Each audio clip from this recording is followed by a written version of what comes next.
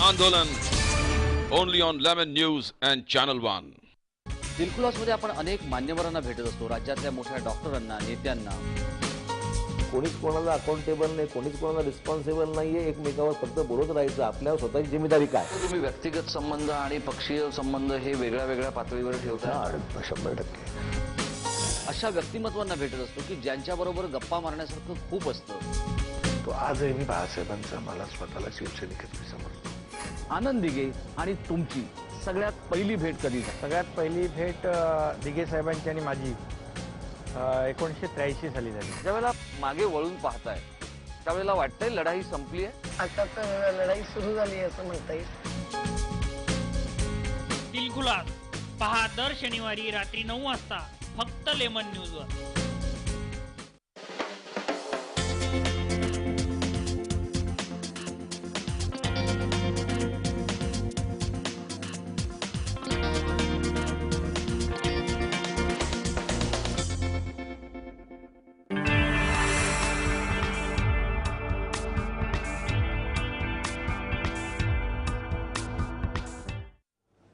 नमस्कार, मुद्दे की बात में आप सभी का स्वागत है। मैं हूं सलमान। आप आज बात करेंगे हम मुद्दे की बात में इस विषय पर। मुंबई में एक पुलिस सर्कुलर जारी हुआ जिसे इंटरनल सर्कुलर बताया जा रहा है और जिसमें जमाते इस्लामी से जुड़े हुए उनकी जो स्टूडेंट्स विंग है महिलाओं की, उस पर एक आरोप लगा कि शायद वो वहाँ पर जिहादी तालीम दी जाती है। इस विषय पर हम चर्चा करेंगे और हमारे साथ इस वक्त शोधन पत्रिका के संपादक नौशाद उस्मान साहब हैं। फिलहाल हम उनसे बात करेंगे। नौशाद उस्मान साहब, आपका बहुत बहुत स्वागत है। नौशाद उस्मान साहब, ये एक मामला प्रकाश में आया जिसे इंटरनल सर्कुलर बताया जा रहा है, जिसमें वुमेंस विंग, जो उनकी स्टूडेंट्स विंग है, उनकी महिलाओं पर मदरसों में जिहाद की तालीम दिए जाने का एक आरोप लगा है। हम इस विषय पर आएंगे कि ये इंटरनल सर्कुलर लीक कैसे हुआ, इन सब बातों पर। लेकिन अगर पुलिस के शक के दायरे में ये संगठन आता है तो क्या कहेंगे? पुलिस के शक के दायरे में बहुत से लोग होते हैं। हमारा मीडिया भी होता है, तो मीडिया में कौन सी खबर जा रही, क्या जा रही है। जमात इस्लामी हिंद के जो GIO जिसका इशू है, उसके जो सुप्रीमो है, केयर टेकर है, जमात इस्लामी हिंद के प्रदेश अध्यक्ष तौफीक असलम खान, उन्होंने एडिशनल कमिश्नर ऑफ पुलिस जो नवल बजाज साहब है, उनसे मुलाकात की। उन्होंने कहा कि पिछले विगत दिनों में 166 ऐसे केसेस आए हैं कि जो कुछ संगठन, कुछ व्यक्ति के ऊपर कुछ शक था। उसमें मुस्लिम भी थे, सिख भी थे, उसमें कुछ हिंदुत्ववादी भी थे, क्रिश्चियन भी थे, यहाँ तक के, और कम्युनिस्ट भी थे। लेकिन बाद में वो केसेस फॉल्स निकली है, फेक निकली है, और वो जो है उन्होंने वेरीफाई किया तो कहा कि ऐसी कोई बात नहीं थी। लेकिन ऐसे केसेस आते रहते हैं। ऐसे कई संगठन, मीडिया ग्रुप जो है, उनकी जो है शक के घेरे में लिया जाता है, वेरिफिकेशन किया जाता है, और अगर से वो दोषी पाए जाते हैं या कुछ डाउट्स, इसमें दो बातें हैं जावेद उस्मान। लेकिन ये लीकेज जो हुआ है वो असल दो बातें हैं। एक ये कि आप शुरुआत होती है, एक शक के दायरे में एक संगठन आता है, खासकर जमात इस्लामी से जुड़ा हुआ संगठन, और उनकी महिला विंग, वो भी स्टूडेंट, जब वो शक के दायरे में आती है उससे पूछताछ करनी चाहिए। इंटरनल उनकी एक बात लीक होती है, लीक होना एक अलग मसला है, लेकिन शक के दायरे में तो आई ना, आना बड़ी बात है। सार्वजनिक जीवन में कोई भी संगठन, चाहे वो कोई भी धर्म से जुड़ी है, वो संगठन शक के दायरे में रहता ही है, चाहे वो धर्म से जुड़ा हो या कोई सामाजिक परिवर्तन से जुड़ा है। जैसा कि जो भ्रष्टाचार के इशू को लेकर जो है अन्ना हजारे और केजरीवाल साहब वगैरह ये लोग जो आंदोलन कर रहे हैं, तो ये संगठन भी जो है वो शक के दायरे में रहती हैं। हम जानते हैं कि जो है वो केजरीवाल साहब को यहाँ तक के कहा गया कि वो नक्सलवादियों से उसका संबंध है वगैरह। तो सार्वजनिक जीवन में ये आरोप लगते रहे हैं, ये कोई नई बात नहीं है। सवाल ये है कि वो लीक कैसे हुआ है, और सिर्फ GIO की बात नहीं है। आप जो है उल्फा के बारे में भी इसी सर्कुलर में लिखा हुआ है, KLO और AKRSU जो आसाम के अंदर और नॉर्थ ईस्ट में काम करते, उसके बारे में भी जो है इसमें लिखा हुआ है। लेकिन ये भी लीकेज हुआ है, जो बम ब्लास्ट करने वाले थे। आप अगर से उस सर्कुलर के आप विजुअल्स देखेंगे तो आपको पता चलेगा।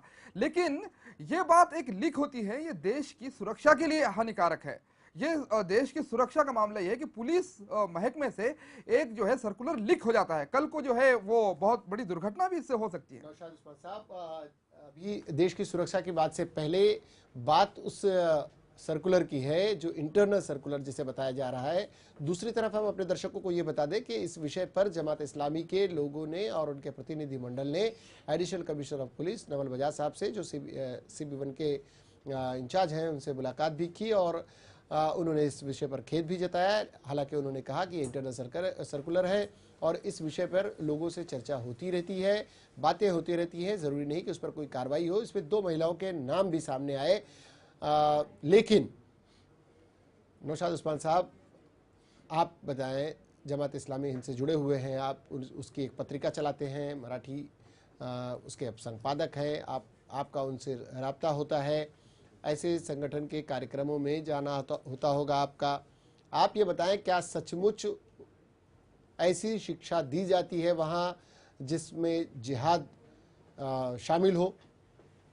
जिहाद का मतलब अगर से संघर्ष है, अगर से आतंक के विरोध में शांततापूर्ण संघर्ष है, जिहाद का अर्थ जो है अगर से कोशिश है, तो वाकई में जो है ऐसी शिक्षा जमात इस्लामी हिंद देती है कि शांतिपूर्ण तरीके से और कानून के दायरे में रहकर जो है वो हम भ्रष्टाचार का सामना करें, हम आतंकवाद का सामना करें और शांतिपूर्ण ढंग से जो है हम जिहाद करें भ्रष्टाचार के खिलाफ, महंगाई के खिलाफ, झूठ के खिलाफ, व्यभिचार के खिलाफ और जो है नग्नता के खिलाफ हम शांतिपूर्ण तरीके से जिहाद करें।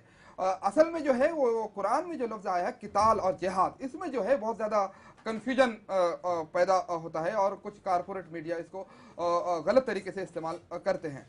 तो अगर से शांतिपूर्ण तरीके से जिहाद करना वाकई में जमात इस्लामी हिंद जो है अपने लोगों को सिखाती है, इसमें कोई शक नहीं, लेकिन कोई गैर कानूनी एक्टिविटी जो है जमात इस्लामी हिंद आपने नौशाद उस्मान साहब, आपने जैसे जिहाद कहा और जिहाद सिखाती है, इसका अर्थ का अनर्थ बनने में देर नहीं लगती। उस जिहाद की परिभाषा कैसे समझाएंगे आप? जिहाद का मतलब जद्दोजहद है, कोशिश करना, अपने आखिरी दम तक, जीवन के अंतिम सांस तक की कोशिश करना, संघर्ष को जिहाद कहते हैं। जो किताल की बात आई है वो है युद्ध के ताल्लुक से। जिहाद जो है का अर्थ सिर्फ युद्ध नहीं है, वो किताल है, वो कातिलून फी सबीलिल्लाह कहा है कि अल्लाह के राह में युद्ध करो। और कब तक युद्ध करो? अल्लाह कहता है कि जब तक कि आतंक खत्म ना हो जाए। आतंक के विरोध की जो लड़ाई है उसे जिहाद कहा जाता है। बहुत अफसोस की बात है कि कुछ जो हिंदुत्ववादी जो मीडिया है उसने और जो कारपोरेट मीडिया है उसने जिहाद को ही आतंक का नाम दे दिया। जद्दोजहद करना और कोशिश को करना ये जिहाद कहलाता है।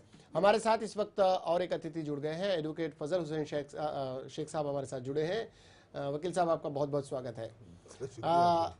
एडवोकेट फजल साहब, आप चर्चा में थोड़ी देर से आए और आपने देखा कि चर्चा में आपने सुना नौशाद उस्मान साहब को कहते हुए। हम आपको बताते चलें कि एक पुलिस का एक इंटरनल सर्कुलर जारी हुआ आपस में ही, उनकी कुछ खबरियों द्वारा और कुछ उनके सोर्सेज से जो ज्ञात हुआ उन्हें कि जमात इस्लामी से जुड़ी हुई गर्ल्स ऑर्गेनाइजेशन जो है वो वहाँ पर जिहाद सिखाया जाता है, वहाँ जिहाद की तालीम दी जाती है। इसमें 2 महिलाओं का नाम भी आया। आपको लगता है, आप भी चूँकि आप सामाजिक व्यक्ति हैं, वकील हैं, हाई कोर्ट वगैरह में प्रैक्टिस करते हैं, लोकल कोर्ट में प्रैक्टिस करते हैं, आपको ऐसा लगता है, मदरसों तक आपका जाना हुआ होगा, क्या मदरसों में जिहाद की तालीम दी जाती है? अभी सर्कुलर पर नहीं आते, पहले ये बात करते हैं कि क्या मदरसों में आपने देखा है कहीं इस तरह की तालीम दी जाती है? देखिए सलमान भाई, सबसे आपके दर्शकों को आपके माध्यम से बताना चाहता हूँ कि जिहाद का जो एक रॉन्ग कॉन्सेप्ट लेके चल गए लोग। जिहाद का मतलब खाली लोगों पे गोली चलाना, मारना, ये करना। वो जिहाद जो है ना, अगर कहीं सिखलाया है ना, मैं सोचता हूँ कि खाली इस्लाम की ही उसमें नहीं करना चाहिए, बल्कि हर औरत को, जैसे कुछ कंट्रीज़ हैं जहाँ पे हर लेडीज़ या जेंट्स को मिलिट्री मैन होना ज़रूरी है। अगर कोई जिसे आप नक्सलवाद में ले लीजिए, तो वो लेके जाके वहाँ पे उनकी औरतें बाकायदा फायरिंग करती हैं। अभी फोर्सेस में ले लीजिए, लेडीज़ फोर्स भी है, लेडीज़ विंग भी है, WPC भी है। तो आप ये देखें कि जिहाद को अगर वो सोचे, अगर किसी औरत को डिफेंस, राइट ऑफ डिफेंस मालूम है, अगर हम हमको गाली दे रहे हैं तो हमको किस तरीके से उसका वो करना है। अब आप ये बताएं कि ये जिहाद की ये तो एक परिभाषा हुई, अलग अलग परिभाषाएं अपने अपने तरीके से लोग देते हैं। अब ये बताएं कि जिस तरह के कारनामे आपने पिछले दिनों देखा होगा कि ये एक संगठन गर्ल्स इस्लामिक ऑर्गेनाइजेशन GIO शक के दायरे में आया। इससे पहले पुलिस की ही से एक ऑफिसर एक कविता लिखती है आज़ाद मैदान की घटना के बाद और वो माफ़ी मांगती है, उससे भी दिल आज़ारी होती है मुस्लिम समाज की। उसके कुछ ही दिनों बाद फिर एक ऑफिसर एक कविता लिखता है और फिर वो चर्चा में आता है। क्या इस तरह की मानसिकता के लोग, आपको लगता नहीं कि एक के बाद एक इस तरह से माहौल बनाया जा रहा हो कि एक समाज में इसका गलत संदेश जाए? देखिए सलमान भाई, सबसे बड़ी बात यह है कि ये जो लोग हैं ये इंसान एक कम्युनिटी के नफ्स को टटोलते हैं कि देखिए कहाँ से कहीं इनमें जान बाकी है क्या। जैसे हमने आपको गाली दिया, अब उन्होंने जिहाद लफ्ज़ ऐसा लग रहा है कि जिससे मुल्क के खिलाफ बगावत हो गई। तो अब जब मुल्क के खिलाफ जिसमें जिहाद का मतलब है कि अपने आप को डिफेंस करना है, और जब इस तरीके से आर्टिकल लिख के, टाइटल लिख के वो दूसरी कौमें, दूसरे लोग जो है उसको टेस्ट कराते हैं कि देखिए इनमें जान बाकी है क्या, इसके लिए लड़ाई लड़ेंगे क्या, इस कौम में अभी मतलब इस कौम के लोगों में अगर हम इनके खिलाफ कुछ बोलेंगे तो हमारे ऊपर प्रतिरोध आएगा, उसका अपोजिट एक्शन होगा, एक्शन का रिएक्शन होगा।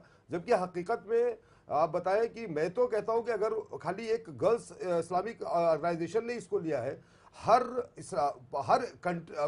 हिंदुस्तान की सारी औरतों को जिहादी होना चाहिए और सारी औरतों को जिहाद का मतलब समझाना चाहिए। जिहाद का मतलब देश के प्रति वफादारी है, देश के प्रति गद्दारी नहीं है, जो मेरे फार्मूले में पैरामाउंट में बैठता है, जिसको गलत आपका पैमाना, आपका नजरिया। नौशाद साहब, आप बताएं कि इस पूरे मुद्दे पर आपको क्या लगता है, क्या होना चाहिए? आप लोगों का प्रतिनिधिमंडल मिला, पहली बार, दूसरी बार, तीसरी बार इस तरह की घटनाएं हो रही हैं और लोग मिलते हैं। अखबारों की सुर्खियां, सामाजिक लोगों के बीच में केवल गर्ल्स इस्लामिक ऑर्गेनाइजेशन का नाम आया, जमात इस्लामी हिंद से जुड़े हुए। आपने उल्फा का नाम बताया, उस सर्कुलर में कई सारे नाम हैं, वो सारे क्यों नहीं चर्चा में आए? इसके पीछे आपको क्या लगता है, क्या कारण हो सकते हैं? इसके पीछे जो मुस्लिम विरोधी मानसिकता, और मैं यहाँ तक ये कहूँगा कि देश विरोधी मानसिकता कार्य कर रही है, खास तौर से हिंदुत्ववादी जो ग्रुप है वो काम कर रही है। सबसे पहले जो है शिवसेना का जो माउथ ऑर्गन है उसके अंदर ये बात कही गई सैटरडे के इशू के अंदर कि साहब ये एक ऐसे ऑर्गेनाइजेशन है जो सर्कुलर के अंदर जो बात नहीं है उसको भी जो है मिर्च मसाला डालकर कहा गया है। और जो फोटो इस्तेमाल किया गया है स्टोरी के बाद, वो फोटो है कि कुछ लड़कियां हाथ में LMG स्टेन गन लेकर खड़ी हैं। वो फोटो है ईरान का या फिर हो सकता है इंडोनेशिया की आर्मी का हो। तो ईरानी जो फौज है उसके अंदर लड़कियों को, महिलाओं को शामिल किया गया। ये पॉजिटिव चीज़ है कि लोग कहते हैं कि भाई महिलाओं को, एक आरोप लगाया जाता है कि मुस्लिम महिलाओं को जो है वो जॉब करने नहीं दिया जाता या आर्मी में वगैरह नहीं लिया जाता, लेकिन जो है ईरान की फौज ने लड़कियों को और महिलाओं को भी स्थान दिया है। ये एक पॉजिटिव चीज़ थी, लेकिन इस पॉजिटिव चीज़ को वहाँ इस्तेमाल किया गया कि GIO जो है वो एक दहशतवादी संगठन है, ये न्यूज़ दी जाती है और उसके बाजू में फोटो लगा दिया जाता है कि साहब यही GIO की लड़कियां हैं। कहाँ ईरान, कहाँ भारत और कहाँ आर्मी और कहाँ टेररिस्ट। मतलब जो है मीडिया किस तरह से बेवकूफ बना रहा है जनता को और हमारे वाचकों को, दर्शकों को, इसका सबूत। इसके इस विषय पर लीगली क्या किया जाना चाहिए फजल शेख साहब? जमात इस्लामी हिंद की एक लीगल सेल भी है, वो इस पर विचार कर रही है। जी, आप लीगल से, चूंकि आपके संगठन पर सीधे सीधे उंगली उठी, आपके संगठन से जुड़े हुए संगठन पर, उसके सहयोगी संगठन पर उंगली उठी, आप लोग अपने तरीके से कार्रवाई कर रहे हैं। फजल शेख साहब, आप बताएं कि इसमें लीगली क्या किया जा सकता है और क्या होना चाहिए था, और सचमुच में उस दिशा में काम हुआ या सिर्फ सर्कुलर निकला, एक डेलीगेशन गया, नेतागिरी हुई, लोगों से बात हुई, पुलिस अधिकारी ने खेद व्यक्त कर दिया, माफी मांग ली, या जो भी कह लें आप, और उसके बाद मामला ठंडा पड़ गया? क्या मामले को यहीं रुकना चाहिए? देखिए, जो इस संस्था के प्रोफाउंडर हैं, सबसे पहले जिस पे इल्ज़ाम लगाया गया है वो इस इल्ज़ाम में कि वहाँ पे आतंकवादी गतिविधियों, ट्रेनिंग सेंटर इस तरीके से है, तो सबसे बड़ी बात उस संस्था का वो डिफामेटरी एक्शन है जी। जिसने इस को पॉइंट आउट किया है तो उस संस्था का डिफामेशन किया है और मानहानि किया है। और मानहानि करने के बाद उस संस्था को चाहिए कि लीगल प्रोसेस में जावे, कोर्ट उसके ऊपर जिसने उसके ऊपर इल्ज़ाम लगाए है उसके ऊपर डिफामेटरी केस करे, और दूसरे कि वो जो तफरक़ेबाजी फैला रही है कि वो उसके कास्ट को, उसके मजहब को इस तरीके से रॉन्ग कॉन्सेप्ट लेके जा रहा है, एक आपस में फूट डालने की बात कर रही है, उसके मजहब को जो ठेस पहुंचाने का एक कलम भी है आईपीसी में 292 करके, उसके अंदर लीगली अपने लीगल कॉन्सेप्ट से लेकर के एक उसके ऊपर क्रिमिनल केस भी फाइल करना चाहिए, और बाकायदा इसके ऊपर डिटरमिन होना चाहिए कि ऐसी संस्थाएं जो गलत तरीके से किसी भी मजहब को, ना कि जीईओ को, किसी भी धर्म के लोग को किसी तरह के रॉन्ग मिसगाइड की, क्या है कि एक आज का एक मुहिम चली है कि मजहब के अगेंस्ट मुहिम चलाने का किसी ने, तो वो आज़ाद ख्याल होना चाहे हिंदू मजहब में हो चाहे मुस्लिम मजहब में हो, अगर आप बहुत ज़्यादा धार्मिक हो गए तो उसके खिलाफ कोई ना कोई प्रोपेगेंडा होने लगता है। अभी आप ज़्यादा मस्जिदों में जाने लगे तो लोग बुल्ला के नाम से वहाँ जाने लगे, कि ज़्यादा मस्जिदों में जाने लगे तो उसके मंदिरों में जाने लगे तो आप बहुत धर्मगुरु के नाम से जाने लगेगा। तो जाहिर है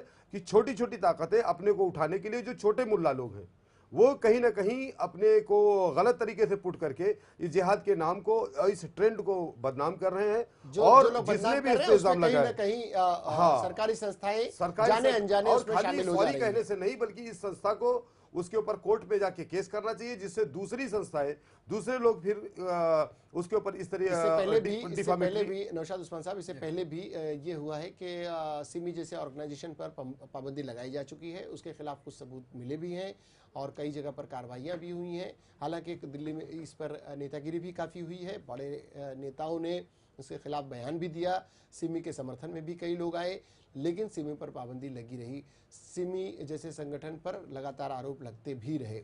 एक के बाद उसके बाद अगर जमात इस्लामी एसआईओ के वगैरह भी रडार पर रहा, और अब महिलाओं की विंग। इससे पहले ये कहा जाता रहा है कि अल्पसंख्यकों के समाज या मुस्लिम समाज में ये होता था कि ये समाज पिछड़ा है, कम पढ़ा लिखा है, और इसलिए शायद बरगला लिया जाता है आपराधिक गतिविधियों की तरफ, दहशतवादियों की तरफ। लेकिन उसके बाद एक सिलसिला चला, पढ़े लिखे नौजवान भी इस मामले में प्रकाश में आए, गिरफ्तार हुए, कई लोग अब भी जेल में हैं, कुछ लोग बेकसूर छूटे। ये सिलसिला इसे किस रूप में देखेंगे आप? नहीं, किसी भी मुस्लिम संगठन जो सार्वजनिक जीवन में काम कर रहा है, जितने भी आपने नाम लिए, उसके खिलाफ एक भी सबूत नहीं मिला है। पहली बात तो ये है। इससे होता क्या है कि कुछ संगठन बिना चाहे सबूत के सिमी पर पाबंदी तो नहीं लगाएगी सरकार। क्या सरकार इतनी नहीं, क्या होता है कि किसी संगठन पर, मैं किसी एक संगठन का नाम नहीं लूंगा, कोई भी संगठन हो, किसी भी जाति का, किसी भी धर्म को मानने वाले को संगठन है, पहले आप सबूत जमा कीजिए, बाद में पाबंदी लगाइए। यहाँ पर जो है मुस्लिम संगठनों के साथ बिल्कुल उल्टा होता है। आज भी सनातन संस्था पर पाबंदी की बात होती है, लेकिन वो लगता नहीं है। खुद देश का गृह मंत्री उसके ऊपर बोलता है, लेकिन उस पर पाबंदी लगती नहीं है। पहली बात तो कि कोई सबूत उसके विरुद्ध मिला नहीं है। दूसरी बात, इससे नुकसान देश का हो रहा है कि जो रियल कल्प्रिट है वो छूट जाता है। कि जो संगठन, अब मुझे बताओ, गर्ल्स इस्लामिक ऑर्गेनाइजेशन जो 93 में केरला में स्थापित हुई थी, बाद में महाराष्ट्र में वो जो बाकायदा एक ऑटोनमस संगठन के रूप में जमात इस्लामी हिंद ने उसको कुछ वर्ष पहले बनाया है, वो लड़कियों को एजुकेशन के लिए प्रमोट करती है। अब मलाला यूसुफजाई वगैरह के इशू को लेकर तो कारपोरेट मीडिया और जो फैसिस्ट मीडिया है, हिंदुत्ववादी मीडिया है, वो तो बहुत उछालता है कि साहब मुसलमान जो है एजुकेशन वगैरह में जो है पीछे रखते हैं अपनी लड़कियों को, पढ़ाते लिखाते नहीं। अब जो एजुकेशन में आगे बढ़ रहे हैं, वो जो छात्र संगठन, चाहे SIO हो, GIO हो, यूथ विंग हो या और कई संगठन हो, अब जो है उनको वापस जेल में भेजने का षड्यंत्र रच रहे हैं साहब। अब जो एजुकेशन के को प्रमोट करना चाहते हैं। दूसरी बात यह है, GIO हमारे हिंदू बहनों को, हमारे बुद्धिस्ट बहनों को, बहुजनों को, SC ST OBC की जो लड़कियों को ईद मिलन पर शिरखुरमा पिलाती है, उनको अपने वार्तालाप उनसे करती है, जो है संवाद करती है, उनसे चर्चा करती है, एक दूसरे के गलतफहमियों को दूर करती है, और आतंकवाद के विरोध में जो है कई कार्यक्रम रखती है। ऐसे एक संगठन को जो है इस तरह से शक के दायरे में ला लेना जो है वो देश के साथ गद्दारी है।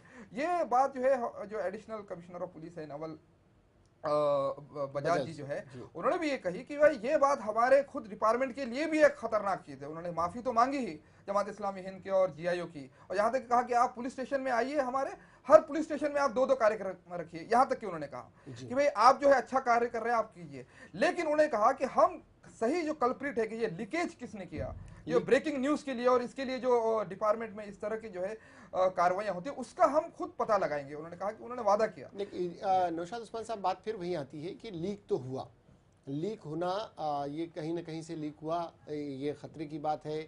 उनके इंटरनल जानकारियां लोगों तक आना और फिर उस पर चर्चा होना। हम तीन लोग आज चर्चा में अगर इसमें शामिल हुए हैं तो ये चूंकि लीक हुआ इसलिए हुए। लेकिन मैं उस सोच की तरफ बात करना चाह रहा हूं आपसे कि क्या ये सोच पुलिस विभाग के एक तबके में काम नहीं कर रही है, जो एक के बाद एक इस तरह की घटनाएं लगातार हो रही हैं।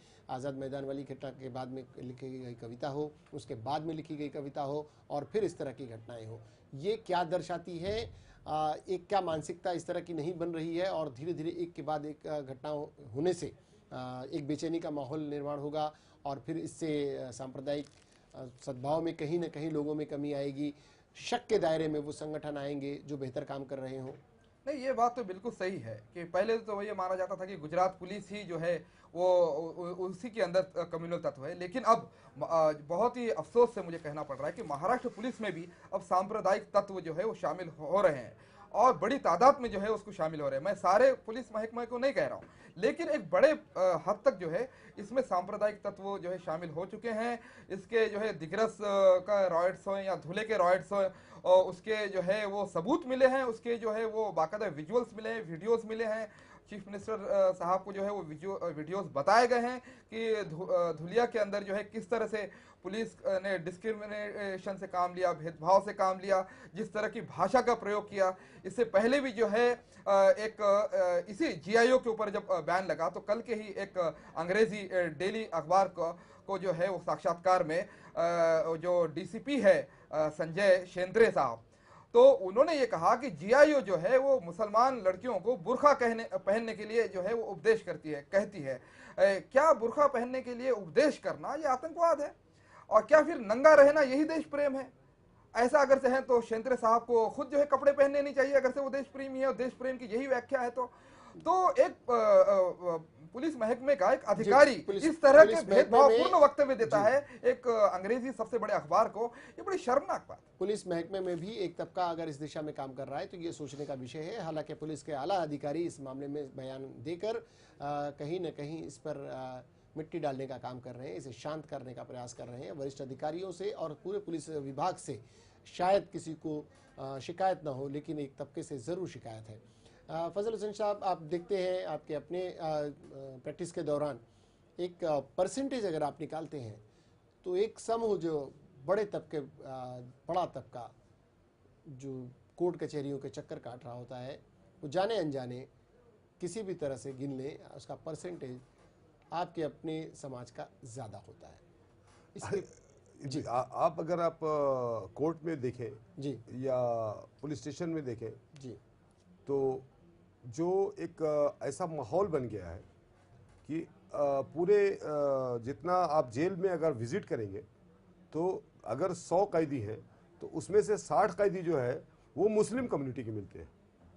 और आपको मैं बताऊं कि कभी कभी ये देखिए कि मतलब ये पुलिस की इनकॉम्पिटेंसी, हम डिस्क्रिमिनेशन नहीं बोल सकते कि चलो भाई किसी कास्ट कम्युनिटी के, लेकिन इनकॉम्पिटेंसी बोलते हैं हम कि अगर एक आरोपी पकड़ा गया और एक मुस्लिम, उसके घर के हालात बिल्कुल ख़राब है, उसकी बहुत परेशानी में है, उसके माशरे, वो सबसे बड़ी बात ये कहा जाता है कि मुस्लिम कम्युनिटी के लड़के आरोपी और अपराधी बनते हैं। ये एक बहुत बड़ा मतलब सवाल उठ के आ रहा है कि जितने भी मुसलमान हैं वो क्यों अपराध की तरफ जा रहे हैं, क्यों मतलब ये अब पुलिस के रिकॉर्ड में उनके नाम क्यों, लेकिन तो इस पे ज़्यादा सलमान भाई, इस पे सबसे ज़्यादा गौर करना है कि जैसे हम ये कर रहे हैं कि हमारी संस्था पे बैंड लगा है, जब तक इन लड़कों को ये देखा जाए कि उसमें से कितने एम्प्लॉयड है, कितने अनएम्प्लॉयड, कितने बेरोजगार, और आप अच्छा वो छिड़िए, अगर ये भी बहस किया जाए कि बेरोजगार हैं वो बुरा काम क्यों चुनते हैं,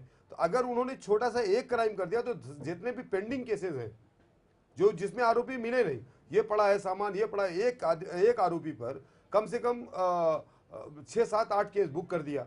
अब वो उसके खाने का ठिकाना नहीं है और भीख मांग रही है उसकी माँ, 6 महीना जेल का, उनके लिए हकीकत में जुर्म का सेंटर बन जाता है सीखने का। जेल जो है रिफॉर्मेशन सेंटर नहीं है, जुर्म को बढ़ाने का सेंटर। अब एक लड़का एक गुनाह किया, अगर साल भर अंदर रह गया तो वहां उसको उसी तरह से लोग मिलते जाएंगे और उसके निकलने के बाद उसका कोई भविष्य नहीं जी है, बेकसूर फ्यूचर नहीं है। जी जी बेकसूर है तो उसके साथ न्याय होना चाहिए और जो कसूरवार है उन्हें सजा मिलनी ही बेकसूर चाहिए। ये नहीं, बेकसूर नहीं, जो भी बेकसूर हो उसको रिफॉर्मेशन का चांस देना चाहिए जी। और अगर जो वो उसके कसूरवार ऊपर हो, दाग लग गया है तो दाग लग गया है। एक बार पुलिस ने पकड़ा, घर पे आया, जितनी बार रेड होगी उसका निकलना, उसका इसका अटेंडेंस दूसरा देना, पहलू, कोई काम ही नहीं कर सकता है जी। सिवाय पुलिस स्टेशन जाना और कोर्ट जाना। उसके लिए एकदम जीआईओ जैसे संगठन अगर शक के दायरे में आ जाते हैं पुलिस के विभाग के, आपको लगता है नौशाद उस्मान साहब की जो पढ़ी लिखी लड़कियां हैं जो स्कूल और कॉलेजेस में जाती हैं, जो इस संगठन से जुड़ सकती थी, जो अपनापन महसूस कर सकती थी, वो इस संगठन से जुड़ना अब पसंद करेंगी? नहीं, अब तो ज़्यादा जो है क्या है कि इसको कहते हैं कि शहर में खैर का पहलू, कि जो है अल्लाह का ये निज़ाम है, ये प्लानिंग है कि वो आजमाइशों में डालता है जो सत्य का कार्य करते हैं, जो भी सामाजिक किसी भी धर्म या किसी भी जाति से वो जुड़े हुए रहे हैं। वो अगर से सामाजिक परिवर्तन के लिए काम कर रहे हैं, अगर से व्यवस्था परिवर्तन के लिए काम कर रहे हैं, तो आजमाइशें आती हैं, उन पर बदनामी के दाग जो है वो उछालते हैं लोग, कीचड़ उछालते हैं, लेकिन उसमें एक निखार आता है। सोना जो है कुंदन में तबके जो है वो जो है निखर जाता आपको है। लगता है इस घटना से उस संगठन पर कुछ ज्यादा असर नहीं पड़ेगा? नहीं, बिल्कुल नहीं, बल्कि और संगठन जो है आगे बढ़ेगा और जो है बच्चियां इसके अंदर शामिल होंगी, जो है ज्यादा स्टडी करेंगी। गूगल के ऊपर अभी सर्च चल रहा है जीआईओ, आप गूगल पे जीआईओ टाइप करो, इतना अच्छा इंट्रोडक्शन है उनका। लेकिन जितनी तेजी से वो बढ़ेंगी उतनी ही तेजी से फिर शक के दायरे में आती जाएंगी और कहीं न कहीं वो ये दायरा बढ़ता जाएगा। नहीं, हम जिस तरह के अभी जो है वो लीगल एक्शन ले रहे हैं, तो इसके बाद मुझे नहीं लगता कि किसी जीआईओ के ऊपर जो है पुलिस या किसी मीडिया की हिम्मत होगी कोई जो है उन पर आरोप लगाने। जी, हम उम्मीद करते हैं आपकी बातें सच हो। हम उम्मीद करते हैं कि पुलिस विभाग इस विषय पर बड़े संवेदनशीलता से और बहुत ही सहनशीलता से नज़र रखे, जो सच है वो लोगों तक आए। और जो जैसा कि एडवोकेट फजल शेख साहब कह रहे थे कि बेकसूरों को न्याय मिले, उनका ठीक से उनका उस पर सुनवाई हो और जो कसूरवार हैं उन्हें सज़ा मिलने पर किसी को कोई एतराज़ नहीं, लेकिन बेकसूरों पर इल्ज़ाम तराशी बंद होनी चाहिए। आप दोनों आए, नौशाद उस्मान साहब आपका, एडवोकेट फजल साहब आपका बहुत बहुत शुक्रिया। आपका भी शुक्रिया। मुद्दे के बाद में आज के लिए इतना ही। मुद्दे के बाद की पूरी टीम को दीजिए इजाज़त, लेकिन देखते रहिए 11 न्यूज़।